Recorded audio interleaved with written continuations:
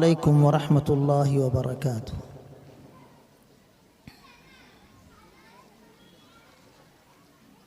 الحمد لله رب العالمين، والصلاة والسلام على سيد المرسلين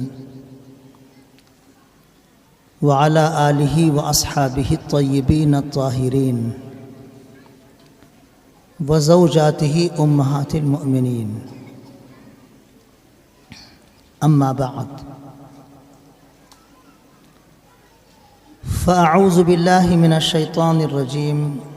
بسم الله الرحمن الرحيم. يا أيها الذين آمنوا إنما الخمر والميسر والأنصاب والأزلام رجس من عمل الشيطان فاجتنبوه لعلكم تفلحون. إنما يريد الشيطان أن يوقع بينكم العداوة والبغضاء في الخمر والميسر ويصدكم عن ذكر الله وعن الصلاة فهل أنتم منتهون. وقال رسول الله صلى الله عليه وسلم: كل مسكر حرام، او كما قال علیہ الصلاۃ والسلام. قابل صد احترام صدر محترم حضرت مولانا سید مفتی محمد قاسم صاحب حفظہ اللہ ورعاہ،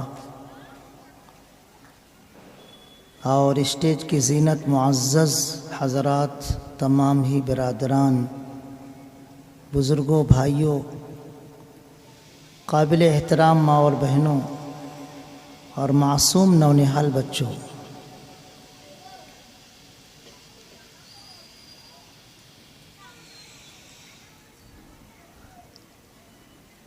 ہمارے لیے فرض ہے کہ ہم اپنے ارد گرد کے حالات سے باخبر رہ کر اصلاح کی اگر ضرورت ہو تو اصلاح ضرور کریں، غافل نہ رہیں. حضور اکرم صلی اللہ علیہ وسلم نے ارشاد فرمایا، اللہ پاک نے حضرت جبریل علیہ السلام کو حکم دیا کہ جاؤ فلاں بستی کو پلٹ دو. تو حضرت جبریل علیہ السلام نے عرض کیا، اے اللہ، اس بستی میں آپ کا ایک بندہ اتنا نیک ہے، اتنا عبادت گزار ہے کہ پلک جھپکنے کی مقدار میں اتنے وقفے کے لیے بھی اس نے آپ کی نافرمانی نہیں کی ہے. تو کیا اس سمیت بستی کو پلٹوں یا اس کو وہاں سے نکال دیا جائے؟ تو اللہ پاک نے ارشاد فرمایا، نہیں، اس سمیت بستی کو پلٹ دیا جائے، کیونکہ جب اس بستی میں میری نافرمانی ہوتی رہی، برے اعمال ہوتے رہے، برائیاں ہوتی رہیں، منکرات ہوتے رہے، فرائض کی پابندی بالکل نہیں ہوئی، حرام کام ہوتے رہے، اور اس عبادت گزار کی پیشانی پر بل تک نہیں آیا، اسے صرف اپنی ذات کی فکر ہے، معاشرے کی فکر نہیں ہے، اس سمیت بستی کو پلٹ دیا جائے. اگر ہم بھی ایسے ہی آنکھیں موند کر بیٹھ جائیں اپنے اپنے نہا خانوں میں، اور آس پاس کے حالات سے بے خبر رہ کر ان کی اصلاح کی کوشش نہ کریں، تو کہیں ایسا نہ ہو کہ ہمیں بھی گھن کی طرح پیس دیا جائے گا. اس لیے نوجوان دوستوں سے بھی میری گزارش ہے، بزرگوں سے بھی میری مؤدبانہ یہ التماس اور درخواست ہے، اور علماء کرام سے بھی، کہ ہم جو کوشش اصلاح معاشرہ کی کر رہے ہیں، حالات ایسے ہیں کہ اس سے بھی زیادہ ہم کو کوشش کرنی چاہیے۔ جمعہ میں بیانات ہوتے ہیں، تفسیر کے حلقے ہو رہے ہیں، جلسوں میں بیانات ہو رہے ہیں، مختلف مواقع پہ ہم اصلاحی پروگرام کر رہے ہیں، لیکن اس کے باوجود ہمارے آس پاس اگر برائیاں پنپ رہی ہیں تو ہمیں بے چین ہو جانا چاہیے، اور اس برائی کو دور کرنے کے لیے ہم کو تدبیر کرنا چاہیے۔ حضور اکرم صلی اللہ علیہ وسلم نے جس معاشرے کی اصلاح فرمائی وہ اتنا بگڑا ہوا معاشرہ تھا، اتنا خراب معاشرہ تھا کہ اس معاشرے پر کوئی حکومت کرنے کے لیے تیار نہیں تھی۔ کوئی بادشاہ اس علاقے پر حکومت کرنا پسند ہی نہیں کرتا تھا، اتنے بگڑے ہوئے لوگ تھے۔ آپ اندازہ لگاؤ، باپ اپنی بیٹی کو زندہ زمین میں دفن کر دیتا تھا۔ کیسی سنگ دلی ہے، کیسی یہ درندگی ہے، کیسی یہ جلادیت ہے۔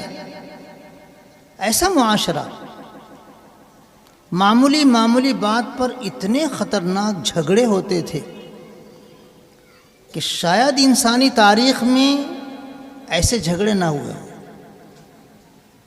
100 سال تک جنگ بعاث چلتی رہی ہے، 100 سال تک عربوں میں۔ مدینہ منورہ کے 2 خاندان، قبیلہ خزرج اور قبیلہ اوس، ایک ہی علاقے کے رہنے والے، لیکن آپس میں جب ان میں جھگڑے ہوئے تو وہ جھگڑے دن، مہینے، سال، 2 سال تک نہیں، 100 سال تک چلتے رہے۔ جب قبیلے کا سردار مرنے لگتا تھا تو اپنے قبیلے کے جوانوں کو بلا کر خون سے بھرے ہوئے پیالے میں ان کے ہاتھ ڈبو کر قسم لیتا تھا کہ یہ جو جنگ ہماری ہو رہی یہ ختم نہیں ہونی چاہیے، جاری رہنی چاہیے۔ ایسے جنگجو، ایسے درندہ صفت اور ایسے خراب مزاج والے وہ لوگ تھے۔ ان کی اصلاح کے لیے اللہ پاک نے حضور اکرم صلی اللہ علیہ وسلم کو مبعوث فرمایا، اور آپ نے کتنی خوش اسلوبی سے، کتنے عمدہ طریقے سے صرف مدینہ منورہ میں 10 سال میں اور صرف مکہ مکرمہ میں 13 سال میں ایسی اصلاحی کوششیں کی کہ آج بھی دشمنان اسلام پوری دنیا کے مصلحین کی فہرست تیار کرتے ہیں تو سر فہرست حضور اکرم صلی اللہ علیہ وسلم کا نام نامی اس میں گرامی آتا ہے۔ کتنی قلیل مدت میں ایسی امت کی اصلاح حضور اکرم صلی اللہ علیہ وسلم نے فرمائی۔ ہم بھی انہی کا نام لیوا ہیں، ہم بھی انہی کے عاشق ہیں، ہم بھی انہیں سے محبت کرنے والے ہیں، لیکن افسوس کی بات یہ ہے کہ ہم ان کے کاز اور ان کے مشن سے غافل ہیں۔ حضور اکرم صلی اللہ علیہ وسلم آئے تھے برائیوں کو مٹانے کے لیے۔ آپ کی صفات میں نذیر، اللہ کے عذاب سے ڈرانے والا، منکرات سے لوگوں کو بچانے والا، فواحش بے حیائیوں سے لوگوں کی حفاظت کرنے والا، آج اسی کے نام لیوا اپنے اندر برے کام کرنے والوں سے بالکل لاپرواہ ہیں۔ ہمارے بازو میں ایک مسلمان نماز نہیں پڑھتا، ہمیں کوئی فکر نہیں۔ ہم جاتے ہیں تہجد بھی پڑھتے ہیں، ہم جاتے ہیں اشراق بھی پڑھتے ہیں، ہم جاتے ہیں اوابین بھی پڑھتے ہیں، ہم اذان سے پہلے مسجد میں جا کر تلاوت بھی کرتے ہیں، اور خوش رہتے ہیں کہ اللہ نے ہم کو نماز پڑھنے کی صلاحیت دی، توفیق دی۔ لیکن یہ نہیں سوچتے کہ ہمارے پڑوس میں رہنے والا مسلمان جو سمجھدار مسلمان ہے، نا سمجھ نہیں ہے، وہ نماز پڑھتا نہیں، پابندی نہیں کرتا ہے، کون اس کو نماز کے لیے کہے گا؟ ہمارا فرض ہے، ہماری ذمہ داری ہے کہ ہم اپنے پڑوسی کو نماز پڑھنے کی تلقین کریں۔ ایسی ہی برائیاں اگر ہمارے آزو بازو میں پنپ رہی ہیں تو ہمارا فرض ہے کہ ان برائیوں کو روکیں۔ حضور اکرم صلی اللہ علیہ وسلم کا ارشاد ہے کہ اگر تم کوئی برا کام کرتے ہوتے دیکھ رہے ہو اور تمہارے اندر اللہ نے طاقت دی ہے، قوت دی ہے کہ تم اس برائی کو طاقت و قوت سے روک سکتے ہو، تو طاقت و قوت سے روکو، برائی کو پنپنے مت دو، برائی کو ابھرنے مت دو، وہیں دبا دو اس کو۔ اور اگر تمہارے اندر طاقت نہیں ہے اس برائی کو روکنے کی تو کم از کم زبان سے اس کے خلاف بولو۔ یہ تو ہر مسلمان کر سکتا ہے، یہ دوسرے نمبر کی کوشش ہر مسلمان کر سکتا ہے، زبان سے بولو۔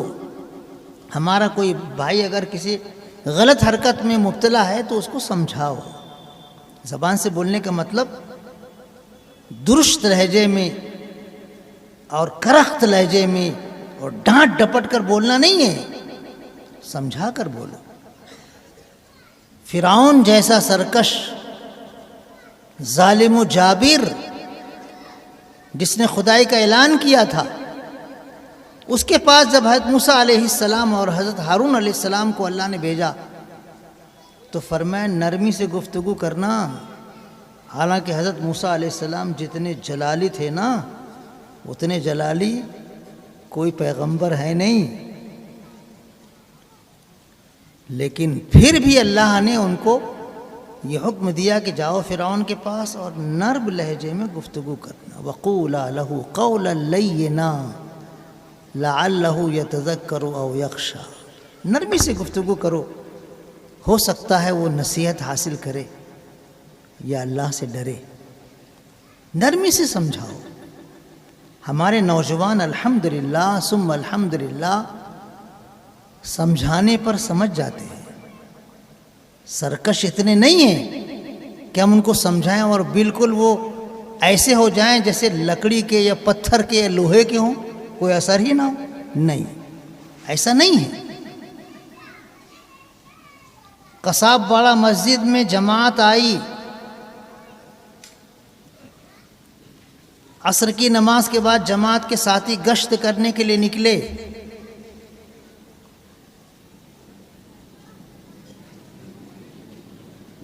چند ساتھی وہاں پر تاش کھیل رہے تھے، غنڈے قسم کے چہرے سے معلوم ہو رہے تھے، دادا ڈان۔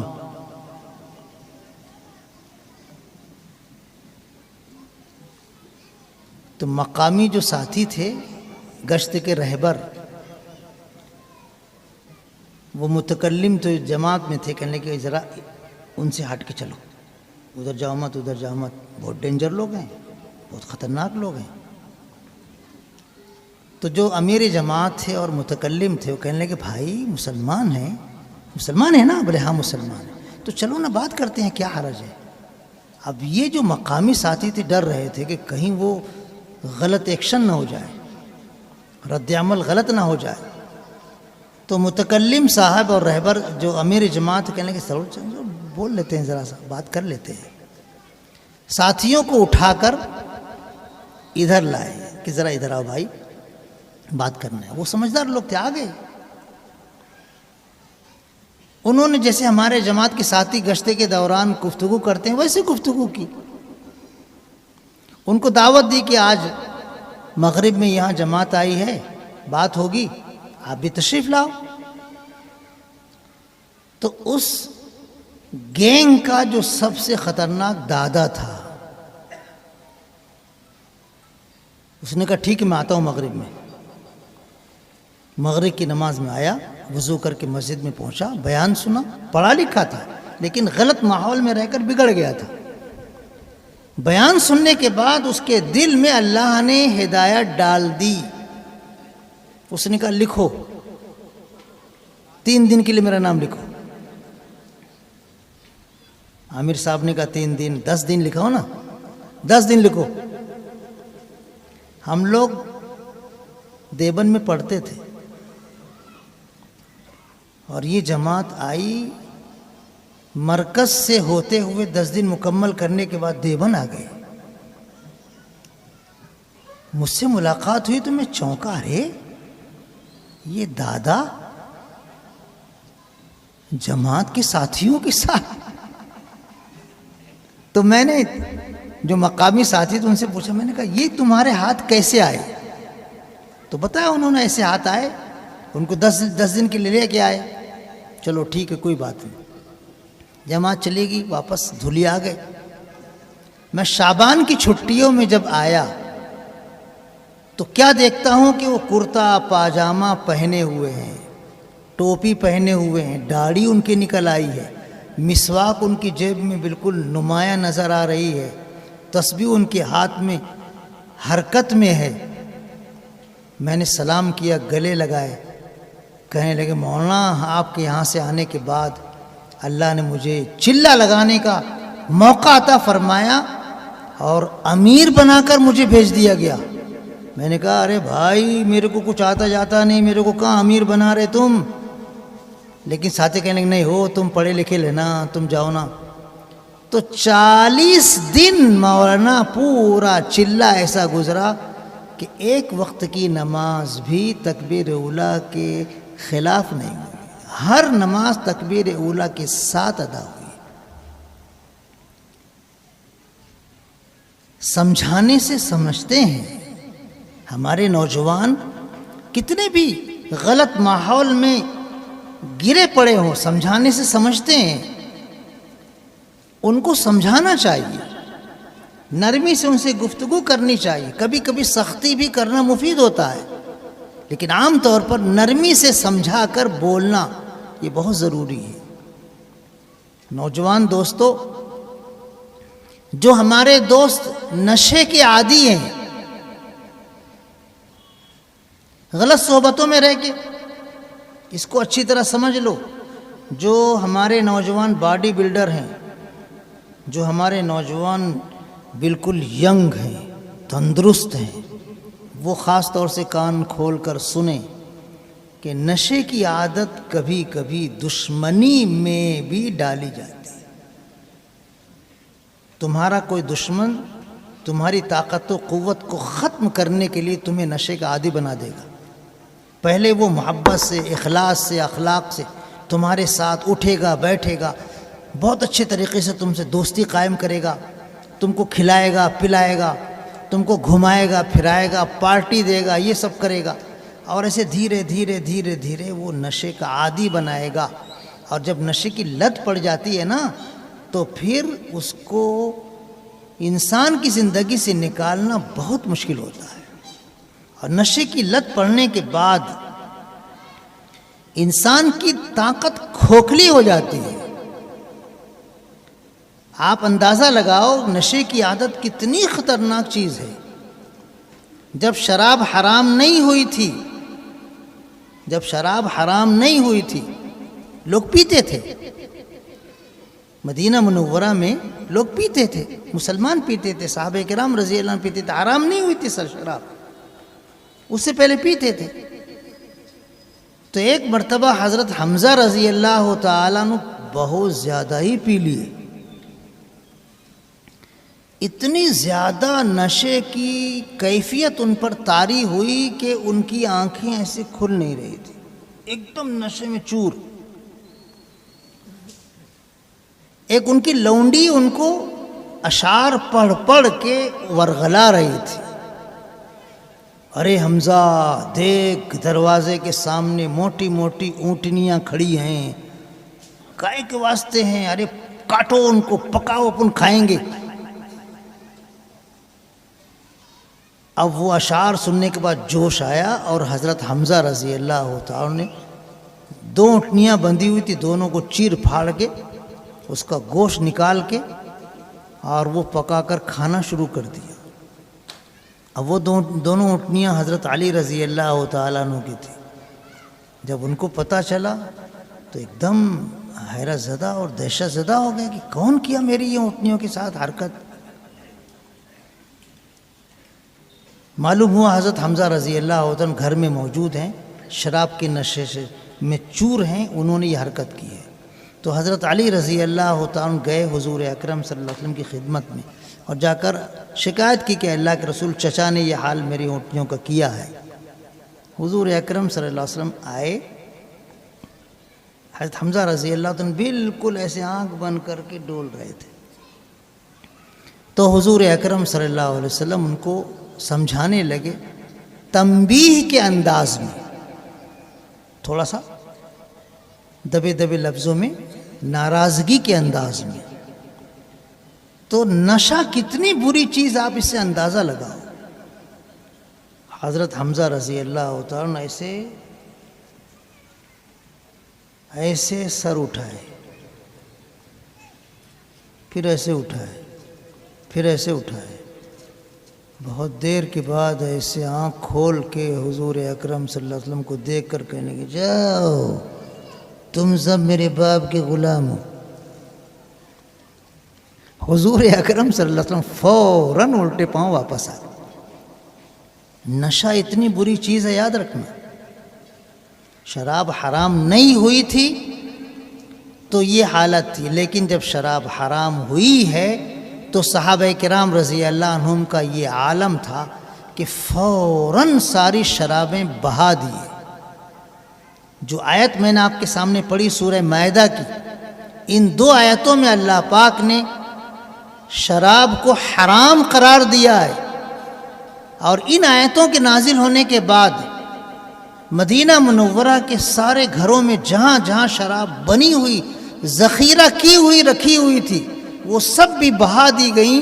اور جو پی رہے تھے صحابہ کرام رضی اللہ عنہ وہ بھی اٹھا اٹھا کر اپنے ہاتھوں سے جام پھینک دیے، سراہیاں لڑکا دی. مدینہ منورہ میں اتنی شراب بہی کہ کئی سال تک بارش کے زمانے میں بارش ہوتی تھی تو زمین میں بہی ہوئی مٹی میں ملی ہوئی شراب کی بو ابھر جاتی تھی. کئی سال تک یہی حالت رہی ہے. حضور اکرم صلی اللہ علیہ وسلم نے اچھی طرح سمجھ کر کہ شراب ان کی گھٹی میں پلی ہوئی چیز تھی، 3 مرحلوں میں اس کو حرام کیا گیا ہے، تو اب اس کو تھوڑی سی سختی کے ساتھ دور رکھنا ضروری ہے. تو حضور اکرم صلی اللہ علیہ وسلم فرمایا کہ شراب جن برتنوں میں تم بناتے تھے ان برتنوں کو استعمال کرنا چھوڑ دو. حالانکہ وہ برتن ہیں، دھو دھا کر اس کو استعمال کر سکتے ہیں، لیکن حضور اکرم صلی اللہ علیہ وسلم نے ان برتنوں کو استعمال کرنے سے منع فرما دیا، کیونکہ اگر ان برتنوں کو استعمال کریں گے تو ہو سکتا ہے پھر یاد آ جائے، اور یاد آ جائے تو پھر شروع نہ کر دے. حضرت ابو سعید خدری رضی اللہ تعالیٰ عنہ فرماتے ہیں کہ شراب حرام ہونے کے بعد میں حضور اکرم صلی اللہ علیہ وسلم کی خدمت میں حاضر ہوا. میں نے تو اپنی شراب بہا دی تھی، لیکن میں آ کر کہنے لگا اللہ کے رسول میری کفالت میں کچھ یتیم بچے ہیں، ان یتیم بچوں کی وہ شراب ہے تو اس کو بھی میں بہا دوں؟ حضور اکرم صلی اللہ علیہ وسلم نے کہا جی ہاں اس کو بھی بہا دو. حضرت ابو طلحہ رضی اللہ تعالیٰ عنہ آئے اور کہنے لگے اے اللہ کے رسول شراب حرام ہونے سے پہلے میں نے اپنی کفالت میں یتیم بچوں کے لیے شراب خریدی تھی، بیچیں گے پیسے ملیں گے بچوں کو، ان کی طرف سے میں تجارت کرتا تھا. اب شراب حرام ہو گئی ہے تو میں نے تو اپنی شراب انڈیل دی، پھینک دی، لیکن یتیم بچوں کا مال ہے، کیوں نہ میں اس کو سرکہ بنا لوں. اگر سرکہ بنا لوں گا تو شراب تو نہیں ہے، سرکہ تو جائز ہے، بچوں کے لیے مفید چیز ہو جائے گی، اس کو بیچ کر کام چل جائے گا، بچوں کا فائدہ ہو جائے گا. حضور اکرم صلی اللہ علیہ وسلم نے ارشاد فرمایا بالکل نہیں، اس کو سرکہ بھی نہیں بنا سکتے، پھینک دو اس کو، بلکہ اس کے برتن کو بھی توڑ دو. ایک صحابی حضرت دیلم حمیری رضی اللہ تعالیٰ عنہ آ کر حضور اکرم صلی اللہ علیہ وسلم سے کہنے لگے اے اللہ کے رسول ہم لوگ ایک دم ٹھنڈے علاقے کے رہنے والے ہیں، وہاں ہم کو بہت زیادہ محنت اور مشقت کا کام کرنا پڑتا ہے. تو سردی سے بچنے کے لیے بھی اور محنت مشقت کے کام میں طاقت و قوت حاصل کرنے کے لیے بھی ہم ایک مشروب بناتے ہیں گیہوں سے. اس کو پی سکتے ہیں کیا؟ تو حضور اکرم صلی اللہ علیہ وسلم نے ارشاد فرمایا کیا اس سے نشہ چڑھتا ہے کیا؟ بولے ہاں نشہ چڑھتا ہے. تو بولے بالکل نہیں پی سکتے، حرام. تو وہ حضرت دیلم حمیری رضی اللہ تعالیٰ عنہ کہنے لگے اے اللہ کے رسول، ہمارے علاقے کے لوگ اگر میں ان کو سمجھاؤں گا تو مانیں گے نہیں، عادی ہو گئے ہیں. تو حضور اکرم صلی اللہ علیہ وسلم نے کہا کہ اگر وہ نہیں مانیں گے تو ان سے طاقت و قوت کے ساتھ مناؤ، حرام ہے حرام. آپ نے اجازت نہیں دی. ایک اور صحابی رضی اللہ تعالیٰ عنہ کہنے لگے اللہ کے رسول میں شراب کو دوا میں استعمال کرتا ہوں، چلیں گا؟ تو حضور اکرم صلی اللہ علیہ وسلم نے کہا ارے شراب دوا ہے ہی نہیں، وہ تو بیماری ہے. ہو سکتا ہے ہم میں سے کسی کے ذہن میں یہ خیال ہو کہ کھانسی کا اس کا علاج شراب پینے میں ہے. نعوذ باللہ من ذالک، شراب علاج ہے ہی نہیں. شراب نشے کی چیزیں بیماری ہیں، بیماری. لوگوں کو ورغلانے کے لیے، قریب لانے کے لیے یہ ایک خیال ذہن میں ڈالا جاتا ہے. کسی کو کھانسی آ رہی، کھانسی ختم نہیں ہو رہی، ارے دو چار گھونٹ پی لے رے، کھانسی اب بھی اچھی ہو جائیں گی. ارے نہیں رے کیسے اچھی ہوں گی؟ ارے تیری کھانسی چلی جائیں گی، تو کیا سمجھ رہا؟ دو چار گھونٹ پی کے تو دیکھ تیری ساری کھانسی چلی جائیں گی. ارے نہیں رے، ارے بورے میری جائیداد اور دولت چلے گی شراب پینے سے، تیری کھانسی نہیں جائیں گی کیا؟ کچھ لوگ اس طرح مزاحن بھی کہتے ہیں، لیکن یاد رکھنا نشے کی چیزیں علاج نہیں ہے، دوا نہیں ہے، وہ بیماری ہی بیماری ہے. ایک حافظ قرآن بچوں کو حفظ کرانے والے غلط فہمی کے شکار تھے. خود مجھ سے کہنے لگے مختار میں تمباکو کھاتا نا میرا دانت بہت دکھتا، تو تمباکو کھاتا نا تو اچھا لگتا، دانت کی تکلیف ختم ہو جاتی. یہ بھی شیطانی وسوسہ ہے، یاد رکھنا. تمباکو سے تم کو کوئی فائدہ ہے وہ نہیں، اگر ہوگا بھی تو تھوڑا ہوگا، لیکن نقصان بہت زیادہ ہے. یہی تو اللہ پاک نے قرآن کریم میں شراب کی حرمت کے تعلق سے ابتدائی مرحلے میں لوگوں کو سمجھایا تھا کہ شراب میں تھوڑا سا فائدہ ہے لیکن نقصان بہت زیادہ ہے. تو تھوڑے سے فائدے کے لیے زیادہ نقصان برداشت کرنا عقل مندی نہیں ہے. جو لوگ ابتدا کرتے ہیں تمباکو کے ذریعے، ہماری بہت ساری خواتین تمباکو کالا کالا جلا کر اس کو مانجتی ہیں. وہ سمجھتی ہیں کہ اس سے دانت صاف ہوگا، اس دانت کی بیماری نہیں ہوگی. وہ بھی غلط ہے.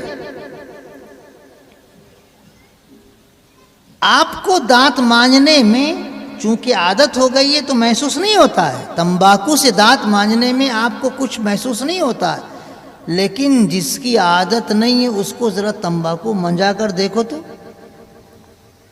ایک صاحب تمباکو مانجنے کی عادی نہیں تھے، ساتھیوں نے دے دیا، عصر کی نماز کا وقت تھا، وضو خانے پر بیٹھ کے مانجے، ایسے سے گھومنے لگے، وہیں نل پڑ کے بکڑ کے بیٹھے رہے، جماعت ختم ہو کے بیٹھے ہی رہے.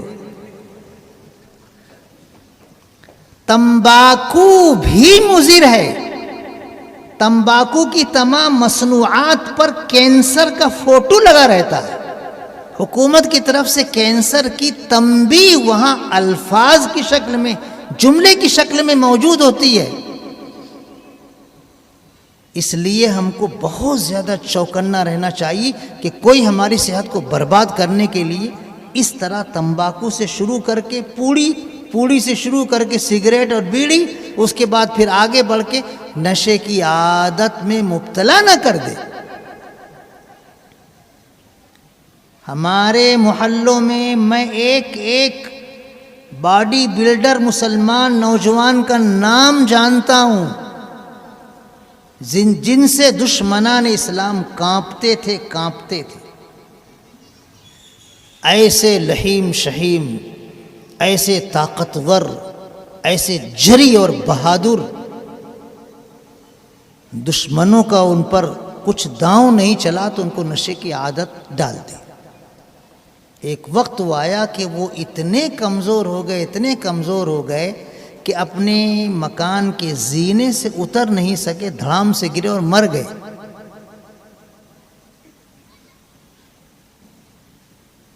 ہم کو اپنی صحت کا خیال رکھنا ہے نوجوان دوستو۔ جوانی ہم کو اللہ نے سونے سے بھی زیادہ قیمتی دی ہے، ہم اس کو ضائع نہ کریں۔ نشے کی جتنی مصنوعات ہیں وہ سب استعمال کرنا بند کرو، بالکل استعمال مت کرو۔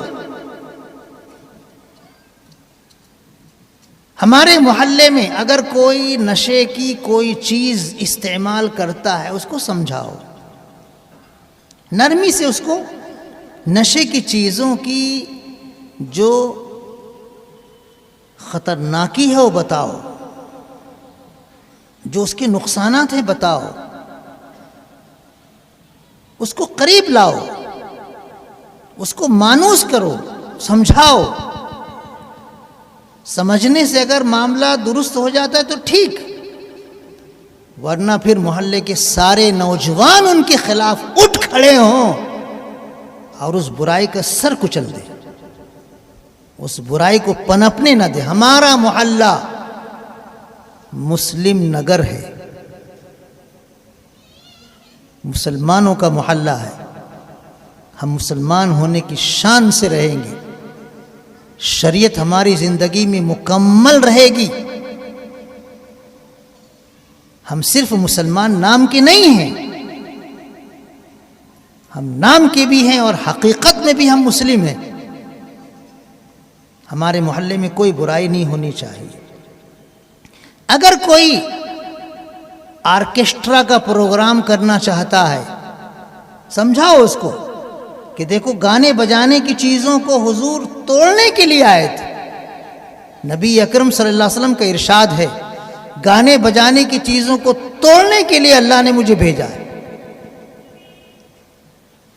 اس کو سمجھاؤ، دیکھو ہمارے محبوب صلی اللہ علیہ وسلم گانے بجانے کے آلات کو پسند نہیں کرتے تھے۔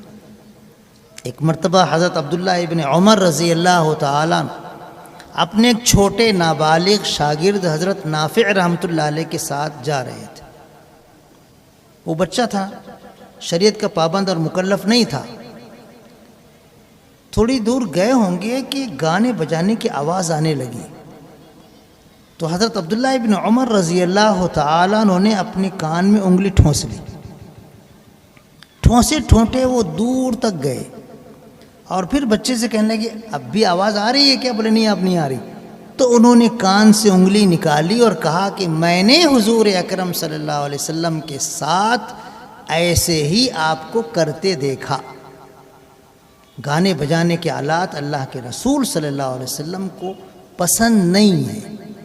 آج عموم بلوہ اتنا زیادہ ہو گیا ہے، مصیبت اتنی عام ہو گئی ہے کہ ہم نعت، حمد اور دینی پروگراموں کو واٹس ایپ پر اور دوسری مصنوعات پر جب نشر کرتے ہیں تو اس میں یہ ضروری سمجھتے ہیں کہ کچھ نہ کچھ میوزک رہے۔ دیکھو عالم اسلام کے ریڈیو اسٹیشنوں کو، عالم اسلام کے ٹی وی سینٹروں کو تلاوت کرنے کے لیے ناظم جب کسی کو بلاتا ہے تو پہلے یوں پہلے وہ میوزک لاتا ہے، ایک نئے قسم کی تلاوت کا اعلان کر رہا ہے اور میوزک بجا رہا ہے، پھر تلاوت قرآن ہوتی ہے، اس کے بعد پھر نعت پڑھنا ہوتا ہے تو پھر میوزک۔ اعلان کے بعد پھر ایک نئی میوزک شروع کرتا ہے. اتنی خطرناک یہ بلا ہمارے معاشرے میں رچ بس گئی ہے کہ ہم حضور اکرم صلی اللہ علیہ وسلم کی نعت پاک کے اشعار کو بھی، اللہ پاک کی حمد و ثنا کے اشعار کو بھی اس لعنت سے، اس گندگی سے ہم نے ملوث کرنے کی کوشش کی ہے. اللہ معاف کرے. بہت بڑی جسارت ہے، ناقابل جرم ہے یہ. اللہ کے رسول صلی اللہ علیہ وسلم جس چیز کو مٹانے کے لیے آئے تھے اس کو ہم فروغ دے رہے ہیں، اس کو ہم عام کر رہے ہیں. آرکیسٹرا کا کوئی پروگرام مسلم معاشرے میں ہونا ہی نہیں چاہیے. چاہے عید کا موقع ہو، چاہے بقرعید کا موقع ہو، چاہے کوئی اور موقع ہو، آرکیسٹرا کا پروگرام مسلم محلے میں ہونا ہی نہیں چاہیے. آپ کو کوئی ثقافتی پروگرام کرنا ہے تو بچوں کا کوئی ذہنی مقابلہ رکھوا لیجئے، تقریری مقابلہ رکھوا لیجئے، نعت پاک کا مقابلہ رکھوا لیجئے، علمی پروگرام کیجئے. یہ بھی ثقافتی پروگرام ہے، اس میں بھی دلچسپی ہوتی ہے، شوق ہوتا ہے اور فائدہ ہی فائدہ ہے. تو اگر تفریح تباہ کے لیے ثقافتی کوئی پروگرام کرنا ہے تو علمی پروگرام کرو، فائدہ مند پروگرام کرو. یہ آرکیسٹرا کا پروگرام مسلم محلے میں کہیں نہیں ہونا چاہیے. نوجوان مسلمانوں، اس بات کو خوب اچھی طرح سمجھ لو کہ تمہارے کاندھوں پر مستقبل کی عمارت قائم ہے. تم اگر دیندار رہو گے تو انشاءاللہ ہمارے بچوں کی زندگی میں بھی دین رہے گا. اور نوجوان دوستو، اگر تم بگڑ گئے تو ہمارے بچے بھی بگڑ جائیں گے. ہماری محترم ماں اور بہنیں یقیناً ابتدائی عمر میں بچوں کی تربیت کریں گی، کرتی ہیں، کرنا چاہیے. لیکن بچہ گھر کے ماحول میں 24 گھنٹہ تو رہ نہیں سکتا. 10 سال کا بچہ، 12 سال کا بچہ، 14 سال کا بچہ، 15 سال کا نوجوان، 20 سال، 25 سال، 30 سال کا مسلمان، ابھرتا ہوا نوجوان 24 گھنٹہ تو گھر میں رہے گا نہیں، گھر کے باہر آئے گا نا. تو نوجوان دوستو، تم اپنے آپ کو صالح بناؤ، نیک بناؤ. قرآن کریم میں نوجوان کیسے ہونے چاہیے تو اللہ پاک نے اصحاب کہف کا واقعہ بیان فرمایا ہے. ایسے نوجوان ہونے چاہیے کفر شرک کے ماحول سے نکل کر توحید کے صاف ستھرے ماحول میں گئے، بت پرستی سے انکار کیا، اللہ کی وحدانیت کا اعلان کیا. حکومت وقت کی طرف سے ان کے خلاف ایکشن ہونے کا اندیشہ ہوا تو وہ جنگل میں چلے گئے، یہ غار میں وہ چلے گئے. اللہ نے ان کو پرسکون نیند عطا فرمائی جب تک اللہ نے چاہا. یہ نوجوان اپنے دین کی حفاظت کے لیے، اپنے صحیح عقیدے کی حفاظت کے لیے، اللہ کی رضا کے لیے غلط معاشرے کو چھوڑ کر ہجرت کر کے دوسری جگہ گئے تھے تو اللہ نے ان کو ایسا اعزاز عطا فرمایا کہ قرآن کریم کی ایک سورہ ان کے نام سے موسوم ہے. نوجوان دوستو، ایسے بنو.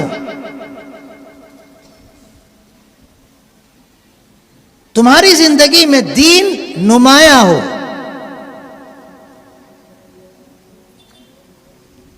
تعلیم دینی بھی تمہارے اندر بھرپور ہو اور عصری تعلیم بھی معیاری تمہاری زندگی میں رہے. تم حافظ قرآن بنو، تم عالم دین بنو، تم مفتی بنو، تم قاضی بنو. نوجوان دوستو، تم مذہبی علوم میں آگے بڑھو اور عصری علوم میں، دنیاوی علوم میں آگے بڑھو. 12ویں پاس کرو، نیٹ کا امتحان دو، ٹیکنیکل لائن میں آگے بڑھو، سائنس کی لائن میں آگے بڑھو. تعلیم کے میدان میں نوجوان دوستو پیچھے مت رہو. عصری تعلیم بھی ہماری وراثت ہے، دینی تعلیم تو ہماری وراثت ہے ہی، دونوں علوم ہمارے ہاتھوں میں ہونے چاہیے. یہ دونوں علوم ہمارے دونوں ہاتھوں میں لڈو کی شکل میں، دونوں ہاتھوں میں لڈو.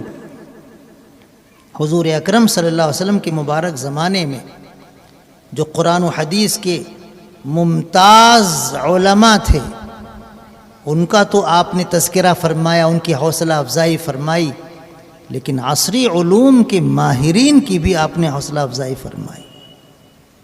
اس زمانے میں جو عصری علوم تھے ان کے ماہرین کی آپ نے حوصلہ افزائی فرمائی.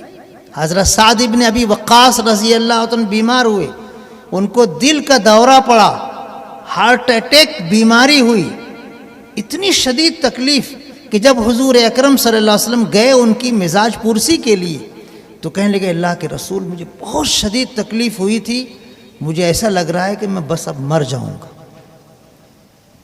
حضور اکرم صلی اللہ علیہ وسلم نے ان کو تسلی دی. تسلی دینے کے بعد پھر حضور اکرم صلی اللہ علیہ وسلم نے ان سے کہا جاؤ فلاں طبیب کے پاس، فلاں طبیب کے پاس، وہ دل کی بیماریوں کا علاج کرنے کا ماہر ہے، جاؤ اس سے تم اپنا علاج کرو. حضور اکرم صلی اللہ علیہ وسلم نے حوصلہ افزائی کی طبیب کی. عصری علوم میں بہت سارے ایسے واقعات آپ کو ملیں گے کہ حضور اکرم صلی اللہ علیہ وسلم نے ان کی حوصلہ افزائی کی ہے، لیکن دینی تمہاری تربیت کالج میں بھی، یونیورسٹی میں بھی اور زندگی کے تمام شعبوں میں بھی باقی رہنا چاہیے.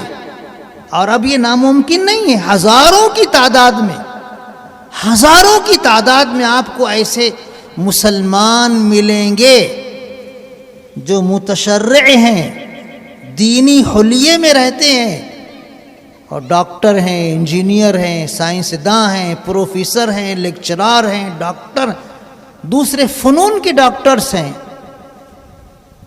آپ دیکھیں گے سمجھیں گے مولانا ہیں، حالانکہ وہ عصری علوم کے ماہر ہیں. ہم لوگ 1976-77 میں 75 میں ہم لوگ دارالعلوم دیوبند میں گئے ہیں، تو 76-77 کا غالباً یہ واقعہ ہے. مسلم یونیورسٹی علی گڑھ سے ایک جماعت آئی، دارالحدیث میں ان کا بیان ہوا، جماعت کے ساتھیوں کا بیان دارالحدیث میں ہوا. تو بیان کرنے والے ساتھی شیروانی پہنے ہوئے تھے، لمبی داڑھی تھی، ہاتھ میں تسبیح تھی. مجمع کے جتنے بھی طلبہ اور اساتذہ تھے وہ سمجھ رہے تھے کہ یہ کوئی مفتی صاحب، مولانا، قاری صاحب ہوں گے. تو کسی نے کہا کہ حضرت آپ کا تعارف تو کرا دیجیے. تو انہوں نے کہا میں فلاں شعبے کا انچارج ہوں، میڈیکل لائن میں فلاں شعبے کا میں صدر ہوں. ارے آپ میڈیکل لائن میں ہیڈ ہیں اور آپ ایسے مولانا؟ بولے اللہ کے کرم سے مسلم یونیورسٹی علی گڑھ میں میرے جیسے سینکڑوں آپ کو ملیں گے.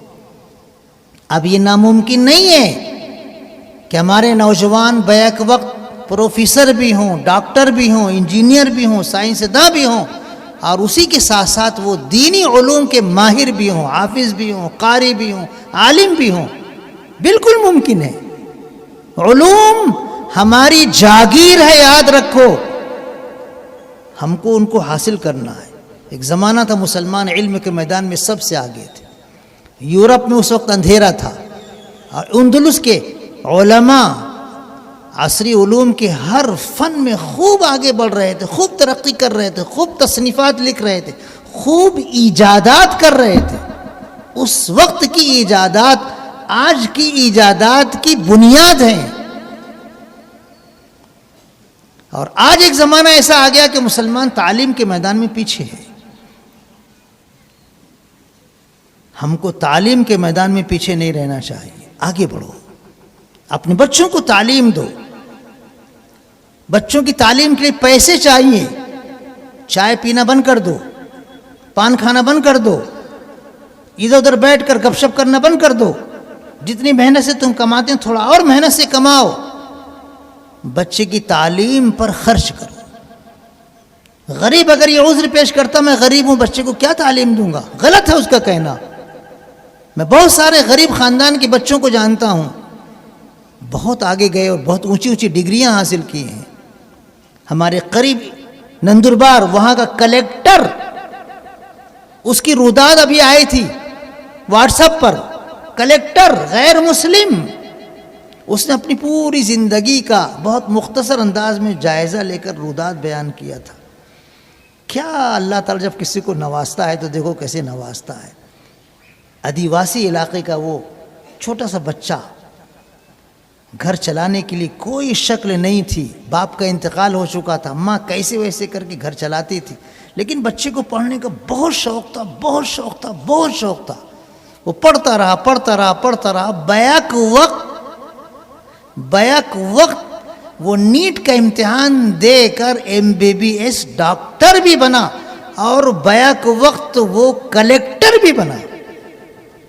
ایسا نہیں کہ یہ تعلیم حاصل کرنے کے بعد وہ تعلیم وہ حاصل کیا ہو، اتنی اس نے محنت کی، اتنی ذہانت سے اس نے اپنے آپ کو بنایا سنوارا کہ دونوں تعلیم اس نے ڈاکٹری کی بھی اعلیٰ درجے کی اور عصری تعلیم اس نے کلیکٹری کی حاصل کی۔ آج نندربار کا وہ کلیکٹر ہے۔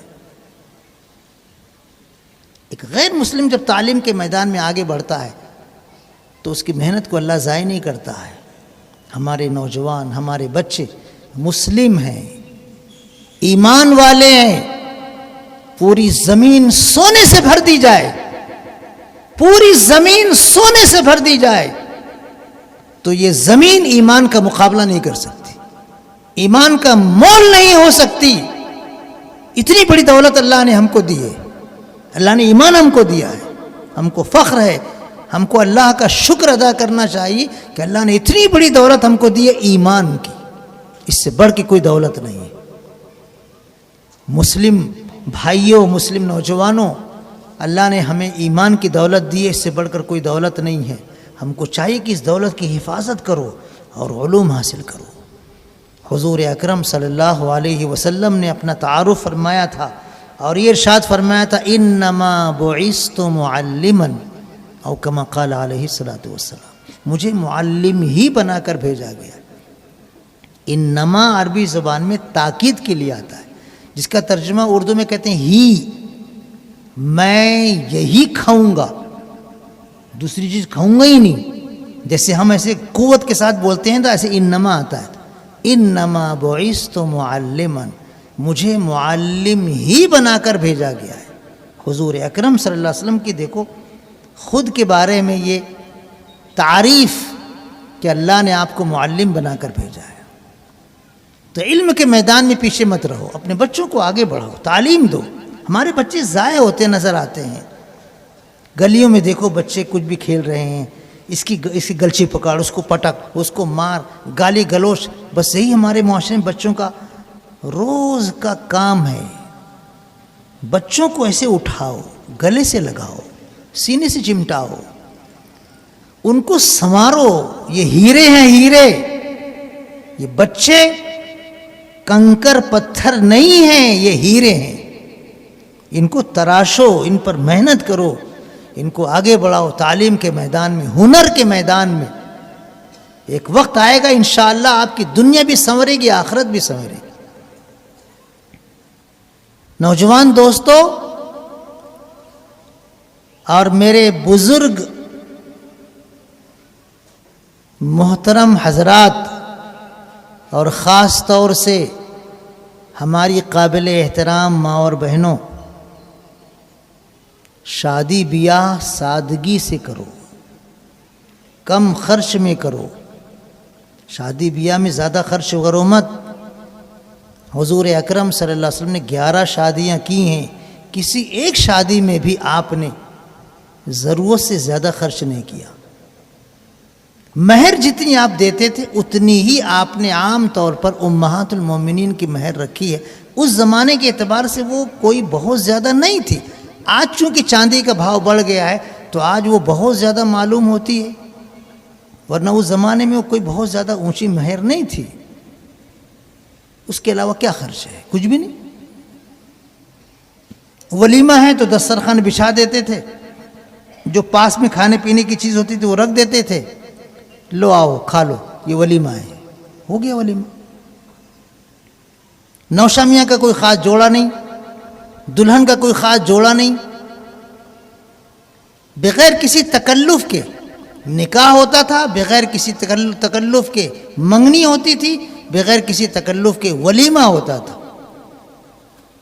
11 نکاح حضور اکرم صلی اللہ علیہ وسلم نے ایسے کیا ہے۔ ہم زبان سے کہتے ہیں نعرہ رسالت یا رسول اللہ، کہتے ہیں نا، نعرہ رسالت یا رسول اللہ، آئی لو محمد، میں محمد صلی اللہ علیہ وسلم سے محبت کرتا ہوں۔ یہ جملے محترم بزرگوں صرف سرسری زبان سے بولنے کے لیے نہیں ہیں، اس کی حقیقت کے اندر اترو۔ جب آپ بول رہے ہو کہ میں محمد صلی اللہ علیہ وسلم سے محبت کرتا ہوں، تو پھر عملی شکل میں محبت کرنے والا بنا کر بتائیے اپنے آپ کو۔ ہم حضور اکرم صلی اللہ علیہ وسلم سے محبت کرتے ہیں تو آپ کی ایک ایک ادا سے بھی ہمیں محبت ہونی چاہیے۔ آپ کے اٹھنے بیٹھنے، کھانے پینے، سونے جاگنے، آنے جانے، آپ کی زندگی کی ہر ادا سے ہمیں محبت ہونی چاہیے۔ صرف زبان سے بول دیے تو بس نہیں، دل کی گہرائیوں میں محبت رسول ہونی چاہیے۔ محبت رسول بہت اونچی دولت ہے۔ حضور اکرم صلی اللہ علیہ وسلم نے ایک صحابی رضی اللہ تعالی عنہ سے کہا تھا، جب انہوں نے سوال کیا تھا، اے اللہ کے رسول قیامت کب آئے گی؟ تو آپ نے فرمایا تھا تمہاری تیاری قیامت کی کیا ہے؟ قیامت کے لیے کیا تم نے تیار کیا ہے؟ تو انہوں نے تواضعاً کہا، حالانکہ وہ صحابی تھے، ہر صحابی جنتی ہیں، ہر صحابی بعد کے آنے والے اولیاء کرام بزرگان دین رحمت اللہ علیہم سے اونچے مقام کے ہیں، یاد رکھنا اس کو۔ ہر صحابی بعد میں آنے والے اولیاء کرام بزرگان دین رحمت اللہ علیہم سے اونچے مقام کے ہیں۔ صحابیت کا مقام جن کو اللہ نے عطا فرما دیا وہ ان کی فضیلت کے لیے کافی ہے، ان کی فضیلت کے لیے کافی ہے۔ بعد کے جو بزرگان دین اولیاء کرام رحمت اللہ علیہم جو صحابی نہیں ہیں، ان کے مقابلے میں صحابہ کرام رضی اللہ عنہم افضل ہیں۔ اب وہ صحابی تھے، حضور اکرم صلی اللہ علیہ وسلم نے پوچھ لیا کہ تم قیامت کے بارے میں پوچھ رہے ہو، تم نے کوئی تیاری کی ہے کہ نہیں کی ہے؟ ان کا میری تیاری بس اتنی ہے کہ میں اللہ اس کے رسول سے محبت رکھتا ہوں۔ حضور اکرم صلی اللہ علیہ وسلم نے فرمایا خوش ہو جاؤ، خوش ہو جاؤ، جس سے تمہیں محبت ہے آخرت میں تم انہی کے ساتھ رہو گی۔ محبت رسول کوئی معمولی دولت نہیں ہے، اس دولت کی بنیاد پر ہمیں حضور اکرم صلی اللہ علیہ وسلم کا ساتھ جنت میں ملے گا انشاءاللہ۔ یہ محبت رسول صرف زبان سے نہیں، پوری زندگی سے، زندگی کے ہر عمل سے ہم ثابت کریں ہم عاشق رسول ہیں۔ تو شادی بھی یا تو حضور اکرم صلی اللہ علیہ وسلم نے کی ہے نا، اور آپ نے اس کو اپنی سنت قرار دی ہے۔ ہم اپنی شادی کے رقوں میں عام طور پر لکھتے ہیں النکاح من سنتی، نکاح میری سنتوں میں سے ہے، لیکن پھر سنت کے خلاف شادی کرتے ہیں۔ ہماری خواتین ڈھول لے کے رت جگہ کرتی ڈم ڈم ڈم، یہ ڈھول بجانا حضور نے حرام قرار دیا، یاد رکھنا اس کو۔ ڈھول بجانا حضور اکرم صلی اللہ علیہ وسلم نے حرام قرار دیا ہے۔ گانے بجانے کے سارے آلات حرام ہیں، صرف ایک دف ہے دف، جس میں ایک طرف چمڑا ہوتا ہے دوسری طرف خالی ہوتا ہے، اس کو دف کہتے ہیں. صرف وہی بجانا حضور اکرم صلی اللہ علیہ وسلم کے زمانے میں ثابت ہے. ڈھول وول بجانا ثابت نہیں ہے. لیکن ہمارے گھر کی عورتیں رت جگہ کرتی ہیں تو عجیب عجیب انداز میں وہ گاتی ہیں. یہ شادی کیا ہماری حضور کی سنت کے مطابق ہے؟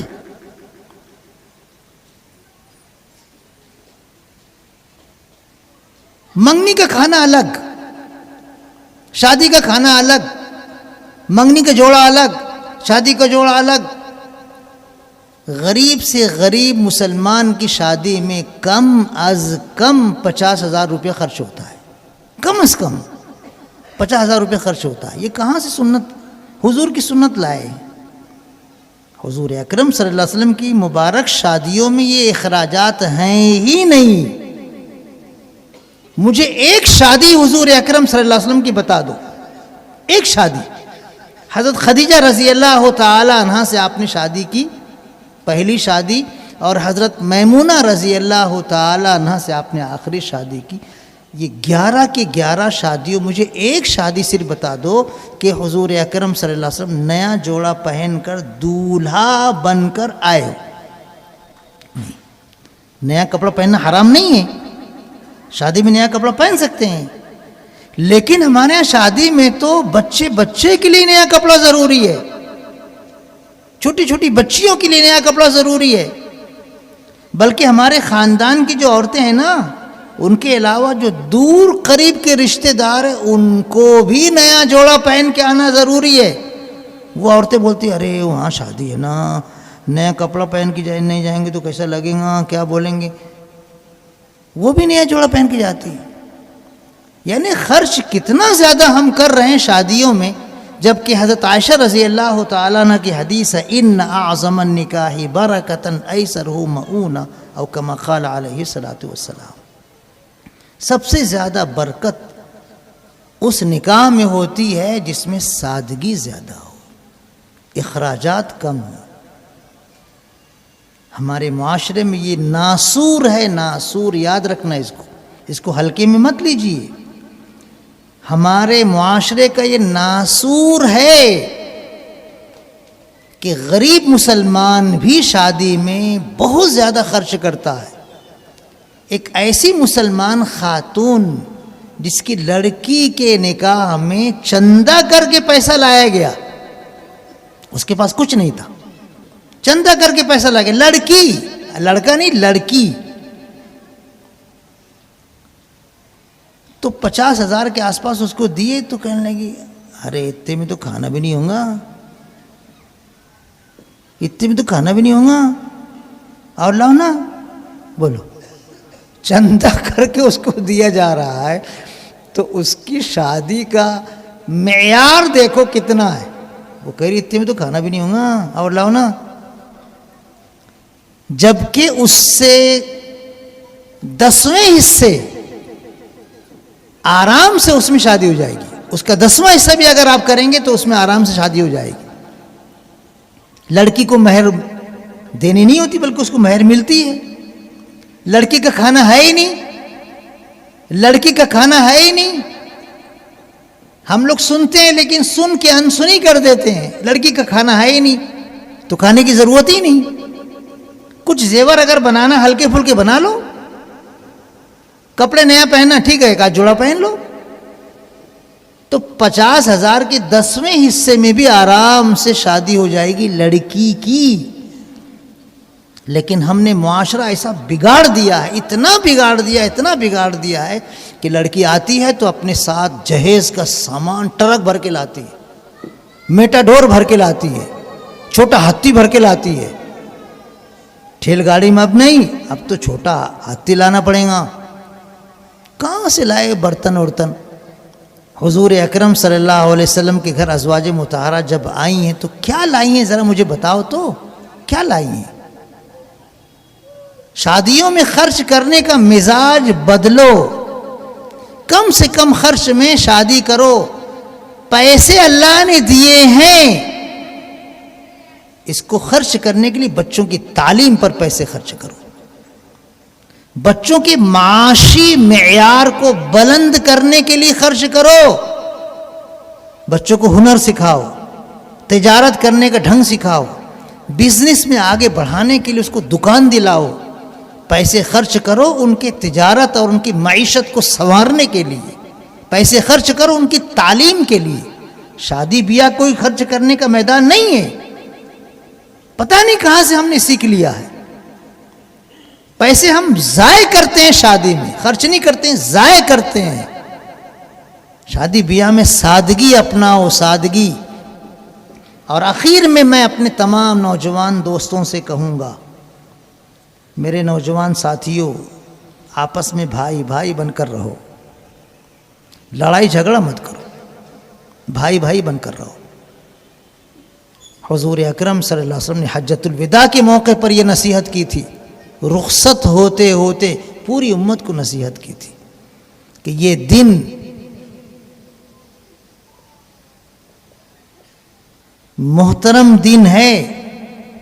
یوم النحر ذی الحجہ کی 10ویں تاریخ, یہ دن محترم دن ہے. یہ مہینہ ذی الحجہ کا محترم مہینہ ہے. یہ منی کا میدان محترم علاقہ ہے. تین محترم چیزیں جمع ہو گئیں. مقام بھی محترم, مہینہ بھی محترم, دن بھی محترم. آپ نے سمجھایا جیسے یہ چیزیں محترم ہیں, ایسے ہی ہر مسلمان کی جان, ہر مسلمان کا مال, ہر مسلمان کی عزت و آبرو تمام مسلمانوں کے لیے محترم ہے.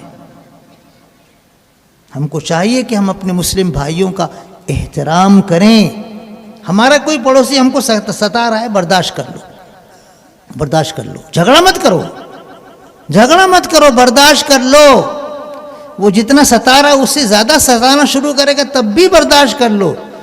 اس کے ساتھ حسن سلوک کرتے رہو, اچھا سلوک کرتے رہو, اچھے اخلاق سے اس کے ساتھ زندگی گزارتے رہو. آج نہیں تو کل وہ آپ کا جگری دوست بن جائے گا.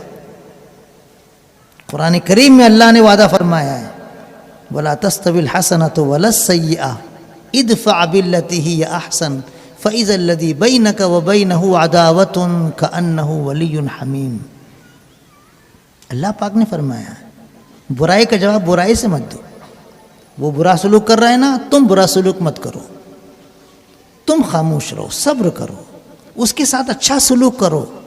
اس کو اپنے یہاں دعوت کچھ مہمانوں کی, اس کو بھی بلا لو. شادی میں اس کو بھی فرنٹ میں رکھو, اور کوئی خوشی کا موقع اس کو پہلے بلاؤ. ایسے اچھا سلوک کر کے اس کا دل جیتو تو انشاءاللہ وہ تم کو ستائے گا نہیں, تمہارا گرویدہ ہو جائے گا. امام ابو حنیفہ رحمۃ اللہ علیہ کے پڑوس میں ایک یہودی رہتا تھا. شراب پی کے آتا تھا, خوب چلاتا تھا, اشعار پڑھتا تھا. امام ابو حنیفہ رحمۃ اللہ علیہ نماز پڑھنا چاہتے تھے, قرآن کریم کا مطالعہ کرنا چاہتے تھے, احادیث مبارکہ کا مطالعہ کر کے اس سے استنباط کرنا چاہتے تھے, مسائل اس سے اخذ کرنا چاہتے تھے, اور وہ شور مچاتا تھا, بہت ڈسٹرب ہوتا تھا. ایک دن اس کی آواز ہی نہیں آئی تو امام ابو حنیفہ رحمۃ اللہ علیہ نے لوگوں سے پوچھا کہ وہ کل میرا جو پڑوسی تھا شراب کے نشے میں آ کے اشعار پڑھتا تھا, چیختا چلاتا تھا, رات میں اس کی آواز نہیں. ارے بولے پولیس والے آئے تھے, اس کو پکڑ کے جیل میں ڈال دیے. تو امام ابو حنیفہ رحمۃ اللہ علیہ گئے جیل خانے میں, اور قاضی اور جج سے کہنے لگے کہ ایک میرا پڑوسی ہے, بہت اچھا ہے, بڑے اچھے اخلاق والا ہے, ملنسار ہے, شریف آدمی ہے, اس کو تم پکڑ کر لے آئے. ارے بولے وہ شراب کے نشے میں چیخ چلا رہا تھا. ارے میں نے کہا ارے پی لیا ہوگا, اس نے چیخ رہا ہوگا, چلا ہوگا, میں سفارش کرتا ہوں اس کو چھوڑ دو. تو جج صاحب نے اس کو بلا کر کہا دیکھ یہ تیرے پڑوسی ہیں, سمجھتا؟ بولے ہاں, یہ تیرے بارے میں سفارش کر رہے ہیں کہ تو بہت شریف آدمی ہے, تو ان کی سفارش پر تجھ کو چھوڑا جا رہا ہے. وہ آ کر شرمندہ ہو کر ایمان لے آیا کہ اتنے بڑے امام, اتنے بڑے عالم میری تکلیفوں کو برداشت کرنے کے باوجود میری سفارش کر رہے ہیں, مجھ کو مصیبتوں سے نکال رہے ہیں, بچا رہے ہیں. اتنے اچھے اخلاق والے لوگ کبھی ایسے نہیں ہو سکتے کہ ان کے مذہب کو قبول نہ کیا جائے. ایمان لے آیا اسے. اچھے اخلاق کوئی معمولی چیز نہیں ہوتی. تو ہمارے مسلمان بھائی ہیں، ان کے ساتھ اچھے اخلاق کرو. پڑوسی کا حق بہت زیادہ ہے.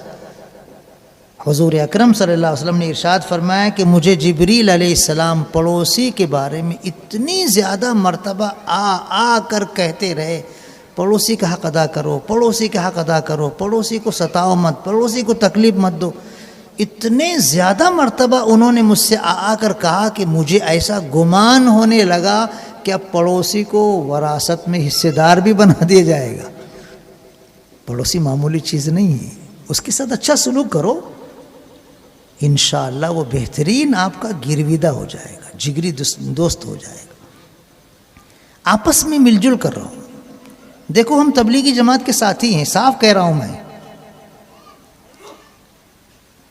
تبلیغی جماعت سے مجھے الفت و محبت ہے. پورے عالم میں تبلیغی جماعت کی وجہ سے دین پھیلا ہے. کون سا ایسا طبقہ ہے مسلمانوں کا جس میں تبلیغی جماعت کی تنویریں نہ ہوں، روشنی نہ ہو؟ ڈاکٹر، انجینئر، عالم، مفتی، شیخ الحدیث، محتمم، سائنسداں، منسٹر، کون سا ایسا طبقہ ہے جس میں تبلیغی جماعت کے ساتھی نہ ہوں؟ ہر طبقے میں اللہ نے تبلیغی جماعت کی نورانیت پھیلا دی ہے، عام کر دی ہے. لیکن اس وقت جو ہم لوگ دو حصوں میں بٹ گئے ہیں، میرے نوجوان دوستوں، میرے بہت اونچے مقام والے تبلیغی جماعت کے ساتھیوں، آپس میں دو ٹکڑے ہونے کے بعد بھی مل جل کر رہ سکتے ہیں. مل جل کر رہنے کی کوشش کرو. دلوں کو صاف رکھو، دلوں کو میلا مت ہونے دو.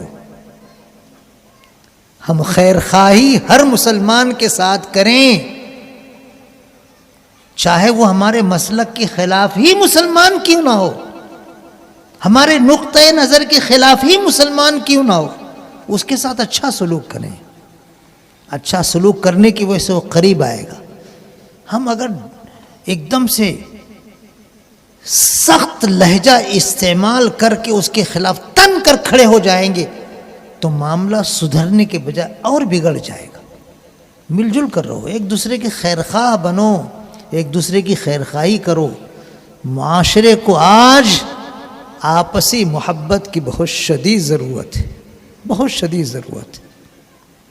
یقین جانو بہت شدید ضرورت ہے. آج ہم لوگ دینی نقطۂ نظر سے بھی اتنے فاصلے پر پہنچ گئے ہیں کہ رونا آتا ہے، رونا. ہم دیندار ہیں اور اتنے دور دور، ہم دیندار ہیں اور اتنے دور دور. ہم کو تو ایک دوسرے کا معانقہ کرنا، ایک دوسرے سے گلے لگ کر رہنا چاہیے تھا. ہم تو سلام کرنے کے بھی روادار نہیں، جواب دینے کے بھی روادار نہیں، مصافحہ کرنے کے بھی روادار نہیں. اتنی نفرت اچھی نہیں ہے. صحابہ کرام رضی اللہ عنہم میں بھی اختلافات ہوئے تھے، لیکن پھر بعد میں وہ آپس میں ملے ہیں. ہمیشہ کے لیے ان کی دشمنی نہیں رہی ہے. وہی حضرت معاویہ رضی اللہ تعالیٰ جو حضرت علی رضی اللہ تعالیٰ کے خلاف لشکر لے کر آئے تھے، 2 مرتبہ جنگ بھی ہوئی تھی، لیکن وہی حضرت علی رضی اللہ تعالیٰ عنہ کے صاحب زادے بڑے حضرت حسن رضی اللہ تعالیٰ عنہ جب حضرت معاویہ رضی اللہ عنہ کے مد مقابل آئے لشکر لے کر، تو حضرت معاویہ رضی اللہ تعالیٰ عنہ جو بڑے سوجھ بوجھ والے تھے، سیاسی اعلیٰ درجے کی صلاحیت والے تھے، انہوں نے کچھ لوگوں کو بھیجا کہ جاؤ حضرت حسن رضی اللہ تعالیٰ عنہ سے صلح کی بات کرو. کب تک ہم آپس میں لڑتے رہیں گے؟ کب تک ہم آپس میں ایک دوسرے کا خون بہاتے رہیں گے؟ جاؤ میری طرف سے صلح کا پیغام دو، ہر صورت میں ہم کو مل کر رہنا ہے. گئے، ان سے بات چیت کی اور وہ قبول کر لی کہ ٹھیک ہے میں راضی ہوں، بیٹھ کر ہم گفتگو کر لیتے ہیں، صلح کر لیتے ہیں. صلح ہو گئی. انہوں نے حضرت معاویہ رضی اللہ تعالی عنہ کو اپنا حق کے خلافت دے دیا. حضرت علی رضی اللہ عنہ کے ساتھ میدان جنگ میں تھے حضرت حسن رضی اللہ تعالیٰ، لیکن جب صلح کی بات ہوئی تو مل گئے۔ اب تک جنگ کی وجہ سے جو فتوحات بند تھی وہ فتوحات شروع ہو گئیں۔ ہم اپنی تاریخ سے روشنی کیوں نہیں حاصل کرتے؟ اپنی تاریخ سے سبق حاصل کیوں نہیں کرتے ہیں؟ نوجوان دوستوں، مل جل کر رہو۔ کسی بھی طبقے میں ہمارے درمیان کوئی نفرت نہیں ہونی چاہیے، بغض اور عداوت نہیں ہونی چاہیے۔ ہم ایک بن کر رہیں، نیک بن کر رہیں۔ اللہ پاک ہمیں اپنے کرم سے، اپنے فضل سے، اپنی رضا والے اعمال ہی کی توفیق عطا فرمائے۔ ہمیں اس ملک میں بے اللہ عزت کی زندگی عطا فرمائے۔ اللہ پاک ہمیں آخرت میں بھی سرخروئی عطا فرمائے۔ اللہ پاک ہمارے ملک کو سونے کی چڑیا بنا دے۔ اللہ پاک ہمارے ملک کے باشندوں کو خوب ترقیات سے نوازے۔ اللہ پاک ہمارے ملک کو امتیازی شان پورے عالم میں عطا فرمائے۔ اللہ پاک ہمارے ملک کو الفت و محبت کا گہوارہ بنا دے۔ ہمارے شہر کو خاص طور پر، ہمارے ملک کو عام طور پر اللہ تعالیٰ امن و شانتی کا گہوارہ بنائے۔ آمین وآخر دعوانا الحمدللہ رب العالمین۔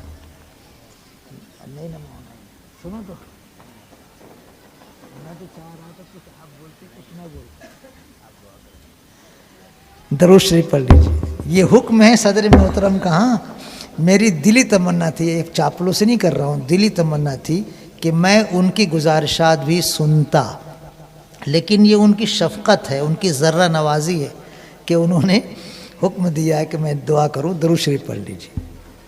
الحمدللہ رب العالمین، اللہم صلی علی محمد وعلی آل محمد کما صلیت علی ابراہیم وعلی آل ابراہیم انک حمید مجید۔ اللہم بارک علی محمد وعلی آل محمد کما بارکت علی ابراہیم وعلی آل ابراہیم انک حمید مجید۔ اللہم الف بین قلوب المسلمین واصلح ذات بینہم وانصرہم علی عدوک وعدوہم۔ اللہم وفقنا لما تحب وترضى واجعل آخرتنا خیرا من الاولی۔ اے اللہ ہمارے گناہوں کو معاف فرما، ہماری لغزشوں اور کوتاہیوں سے درگزر فرما۔ اے اللہ آپ ہی دلوں کو جوڑنے والے ہیں، ہم سب مسلمانوں کے دلوں کو جوڑ دے۔ اے اللہ ہمارے جو بھائی غلط عادتوں میں مبتلا ہو گئے ہیں، اے اللہ انہیں سچی توبہ کی توفیق عطا فرما، ان کی توبہ کو قبول فرما۔ اے اللہ انہیں ہدایت کا نور عطا فرما، انہیں آپ کی رضا والے اعمال کی زندگی عطا فرما۔ اے اللہ اس محلے کو حقیقتاً مسلم نگر بنا دے۔ اے اللہ اس محلے کے تمام مسلمانوں کو دنیاوی اخروی دونوں نعمتوں اور دونوں ترقیات سے نواز دے۔ اے اللہ ہمارے جو بچے مدرسوں میں پڑھ رہے ہیں، اسکولوں میں پڑھ رہے ہیں، کالجوں میں پڑھ رہے ہیں، یونیورسٹیوں میں پڑھ رہے ہیں، جس دانشگاہ میں بھی پڑھ رہے ہوں، اے اللہ ہمارے بچوں کو علم کا نور عطا فرما، علم نافع عطا فرما، عمل صالح کی توفیق عطا فرما، ایمان کامل عطا فرما۔ ہمارا کوئی بھی طالب علم مدرسے میں بھی کالج میں بھی دینی تربیت سے محروم نہ رہے۔ ہر بچے کو، ہر کالج کے اسٹوڈنٹس کو اے اللہ دینی تربیت عطا فرما۔ اے اللہ آپ ہی ہدایت دینے والے ہیں، آپ ہی دلوں کے مالک ہیں۔ اپنے کرم سے اللہ ہماری قوم کے بچے بچے کو دینی اور عصری دونوں علوم سے آراستہ فرما۔ اے اللہ ہمیں اخلاص کی دولت عطا فرما۔ اے اللہ ہم گنہگار ہیں، خطا کار ہیں، ہمارے گناہوں کو معاف فرما۔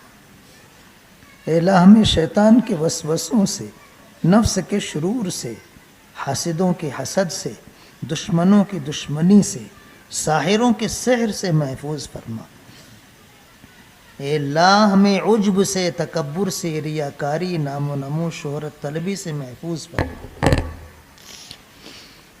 اے اللہ جو مسلمان بیمار ہیں انہیں شفائے کامل، دائم، عاجل، مستمر عطا فرما۔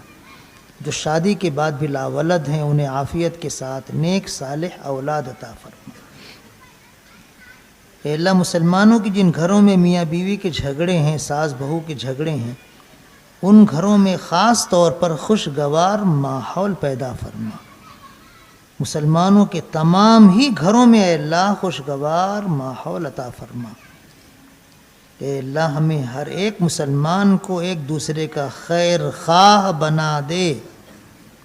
اے اللہ ہمیں آپ کی محبت، آپ کے اور ہمارے محبوب پیغمبر صلی اللہ علیہ وسلم کی محبت کامل درجے کی عطا فرما۔ اے اللہ ہمیں اطاعت رسول کا سرمایہ بھی عطا فرما، دین کی سمجھ بھی عطا فرما، ایمان کی کمزوریوں کو بھی دور فرما۔ اے اللہ ہماری مسجدوں کی، مدرسوں کی، مکاتب کی، خانقاہوں کی، ہمارے تعلیمی اور سماجی اداروں کی، ہمارے دین و ایمان، عزت و آبرو اور جان و مال کی حفاظت فرما۔ اے اللہ ہمارے شہر دھولیا کو خاص طور پر امن و سلامتی والا شہر بنا، ہمارے ملک ہندوستان کو عام طور پر امن و سلامتی والا ملک بنا، پورے عالم میں امن و سلامتی اور ہدایت کو عام فرما، دشمنان اسلام کو بھی ایمان کی دولت عطا فرما، برادران وطن کو بھی عافیت کے ساتھ ایمان کی دولت عطا فرما۔ اے اللہ ہم سب کا ایمان کامل پر خاتمہ فرما، مدینہ منورہ کی موت عطا فرما، جنت البقیع میں دفن ہونے کی سعادت عطا فرما، حضور اکرم صلی اللہ علیہ وسلم کے دست مبارک سے جام کوثر عطا فرما، رحمت دو عالم صلی اللہ علیہ وسلم کا ساتھ جنت میں عطا فرما، اور بغیر حساب کتاب کے جنت الفردوس میں جگہ عطا فرما۔ ربنا تقبل منا انک انت السمیع العلیم وتب علینا انک انت التواب الرحیم، وصلی اللہ تعالی علی خیر خلقہ سیدنا محمد وآلہ واصحابہ اجمعین برحمتک یا ارحم الراحمین۔ صدر محترم، مقرر خصوصی اور تمام مہمانان اور تمام سامعین کا، نوجوانان مسلم نگر اور ہزار